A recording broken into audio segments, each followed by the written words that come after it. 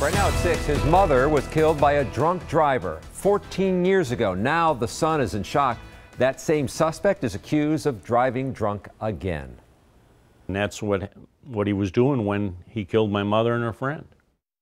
The most recent crash involving Jeffrey Hinks happened in Paddock Lake last night. He's now facing his third OWI charge. Sean Gallagher is outside the home that Paddock crashed into.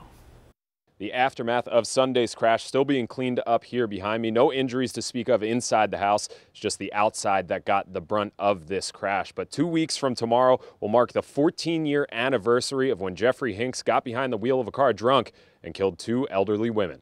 And I just heard a loud bang, whole house shook. The sun had barely set when police say Jeffrey Hinks barreled into this home in Paddock Lake, a story that feels all too familiar for one local family. It's just like deja vu, you know, just coming back. I mean, the guy is drunk again, and instead of running into another car and killing somebody, he runs into somebody's house.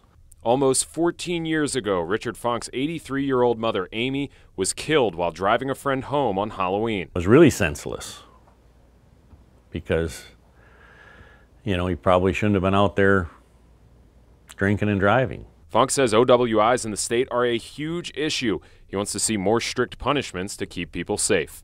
I'm disgusted with the system that lets these guys out, you know, lets them back on the road. And even though Hinks killed his mother and her friend, he knows Hinks has a deeper problem that needs to be addressed. If they're not cured, you know, alcoholism is a disease, and if they're not cured, I don't know what makes these judges think that they're not going to drive drunk.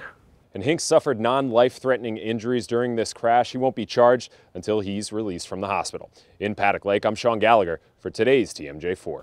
All right, thanks, Sean. And 9 local drivers were arrested for driving drunk on Milwaukee County freeways this past weekend.